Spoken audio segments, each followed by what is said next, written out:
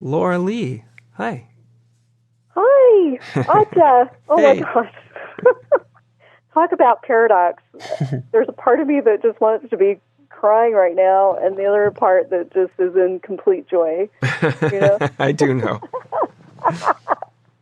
I'm just so grateful for this talk, Adya. Thank you so much. Oh, good. I can't tell you how many times when I give these talks, I'll get up and I'll have no idea if they're at all comprehensible. So it's awful nice to hear that they're comprehended by a few people. That's good. Oh my gosh. Well, my heart is just pounding out of my chest. And I'm on the verge of tears and just in so much gratitude for you. What you described tonight is something that that I experienced, and I'm like even hesitant telling you because it feels like I don't have enough humility, and here I am, I'm just a housewife in Bountiful, Utah, Oh, but nonsense. Anyway, you know what I mean? But, I do. But anyway, Yeah, my teacher, she was just a wife in Los Gatos, California, too, and look where that's led. That's so true. You and I having this discussion. Oh my gosh, that's so funny you say that. It's so true. Yeah, and it's totally true. Yeah.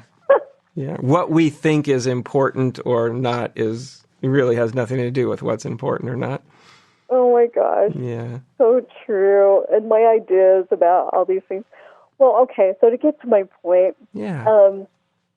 And it's that, what you said was so clear that, and I even wrote to you the very first class because I was like completely doubting what this experience of seeing that, like as thought is a mirror for consciousness to see itself, that consciousness is a mirror for source to see itself. And then after that seeing, I wrote in my letter to you that it was like the seeking stopped and there was, that beauty of, like you said, that kiss, that rapture of seeing that everything is self-love. And that at the deepest, I am the source of this entire display. Yeah. But then, there's a lot of identification with the ego and okay, so I'm going to put that in there, as a little sidebar here. And then talking to a couple of other spiritual teachers about this experience kind of got whacked, and so it made me doubt the realization. So when you were talking about being stuck with your foot in the door, well, that's where I've been for like 4 years, and just kind of in this desert, because, that beautiful, blissful, seeking energy's been gone, and, no interest in reading spiritual books, but haven't really known where in the heck I'm at in this. And so I've just been using suffering as a way of, meeting all the structures and trying to see through the ego structure in all these different ways and trying to, spend my time in silence and, fluctuating between silence and identification and all this. So I'm telling you all this so you can tell me where I'm off. Because okay, well, you're going to be surprised, Laura. Confused. I don't know what the heck I'm doing anymore, and I don't, but, yeah. And okay, I'm going to interject for a moment. Okay. Laura, I want you to really hear what I'm saying too, because I really mean this, right? Because I'm not only I hear what you're saying, but I can intuit where people are. I kind of get inside of them for just a moment. Okay, good. Thank you. You are doing absolutely fine. You are. I'm going to explain that, but I really, really hope that you can let go of any doubts you have about what you saw and what you experienced, because it was real, and you know it was real. Yeah. I know you have no doubt underneath your doubts about that.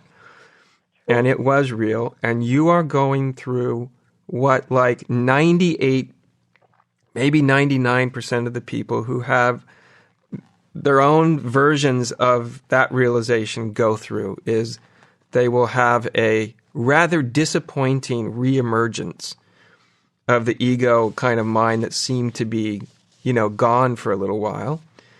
And this is also, there's lots of different depths of understanding this sort of dialectic that I was talking about. That this is part of the dialectic, like realization and your true nature is like, yes, whoopee, and you're in this wonderful realization. But then you get the other side of the dialect of like, okay, now it's time for that which you realized to be embodied in whatever way you're ready for. And that's a really easy sentence for me to get out of my mouth, but it's something very different to live it, especially as the weeks and months and years go by. You're right in the middle of, when you see through your own, the conditioning that's there, that still shows up, and the identifications and stuff. Imagine each one of those that you really see through. That the energy of that truth that you realize can now be just that much more embodied. Like it moves into that space where there was formerly an identification, or a pattern or something. Not necessarily that you're going to feel that when it moves in there as some big revelatory moment, because it might just immediately go on to the next thing, But this is how it tends to go, that, you start to see through your stuff even more, and that you don't, like I said, you often don't feel at the time, but at some point you will look back and you'll see that doing this allowed you to literally embody more of what you realize. And of course, at any point along that way, you can always, it's good to remind yourself now and then, like, okay, I'm doing the work that I'm doing. I'm really trying to see through my sticking points and my identified points, but also take those moments to just let go of that for a moment and just let yourself kind of breathe in that recognition, what you know to be true, that lived feeling that you are already and always whole and complete. Right? And you are always and already nothing and something. And that's always there, and it's always there in the background. And just because you have this other process going on doesn't mean that that's not there, and then it's not true, because it is there, and it is true, and it is real. That's part of the dialectic too. Like you kind of just let everything go and just have a moment to let yourself rest in that recognition, even if it's faint at times or sometimes very obvious. And then sometimes, okay, now, I just got that triggered little thought. Now I'm going to address that and see through that. And so you kind of, again, this kind of breathing into both of these modes of being, what I call always being and always becoming. And that's like the breath of it. Always being, always becoming. Sometimes it's time to look into the becoming, or whatever the hang-up is that seems to get in the way. And sometimes it's just ready. You have to get a good rest, just like you get a rest every night when you go to bed. It's nice to give yourself a little rest in the always and already aspect of your being that you realized. And one doesn't discount the other at all. They're both simultaneously there, paradoxically there. They both have their own domain of truth. And you don't need to deny either side of that equation, your deeper nature or your human nature. Yeah. And that, what you're saying is so resonant with me, because at the time that this happened, I was really trying to see through the separate self. Yeah. Out of self-hatred. Mm-hmm. And what came out, like the perfume that came from that experience, was that Laura Lee is a beloved expression mm-hmm. Mm-hmm. of Source. And which was so shocking. Oh, I'm sure it was. Yeah. Yeah, like about the most shocking thing you could have seen, I imagine. Yeah, and beautiful. Yeah. Yeah. Of course, it goes back to what my teacher had always said. We come to Nirvana by way of samsara.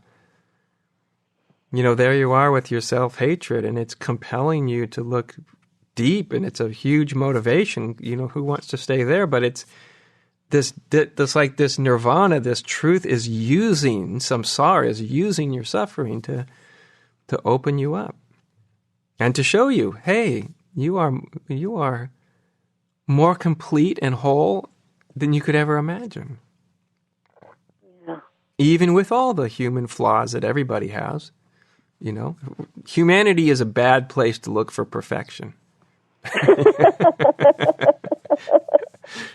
I think we all have an instinct, I hope we do anyway, to be as sincere and honest and, compassionate as wise as we can. But I think it's good to remind ourselves, the human vehicle doesn't seem to be the one that comes up to anybody's standard of absolute perfection.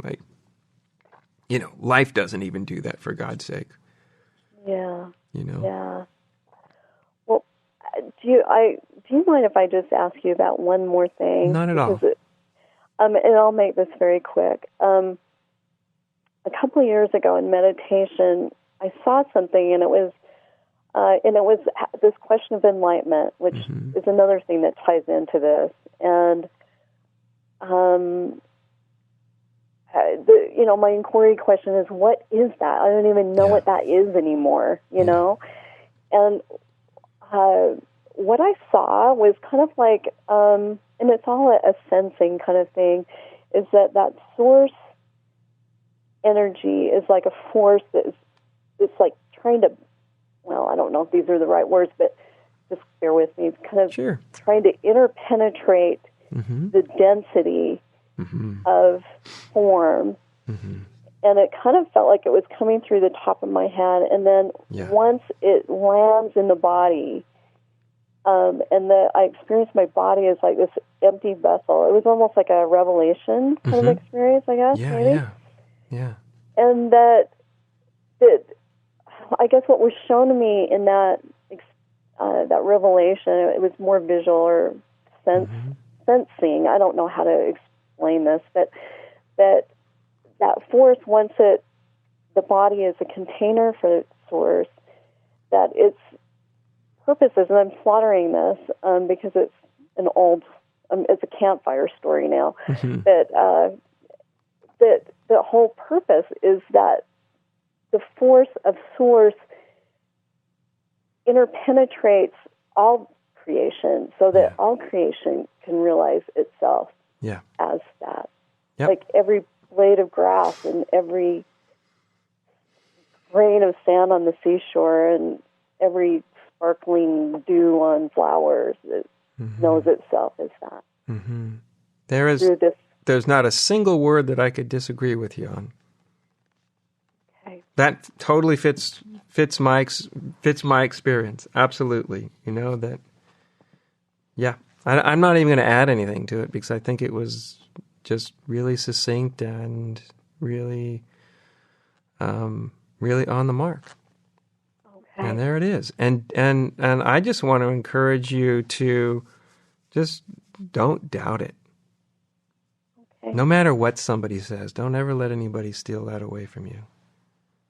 You know the truth of it. All right? Thank you, Adya. Oh my gosh, I'm just so grateful to you. I just adore you. You're kind of like my next door neighbor. I feel like you're my brother or something. Good. Well, that's better. I like that. Yeah. I'd rather be seen as a brother than, something elevated and unrelatable. So great. I'll be your spiritual brother. How about that? Okay. I love that. Great. I love that. Thank you, Adya. Okay. See you, sis. Thanks for calling. Okay.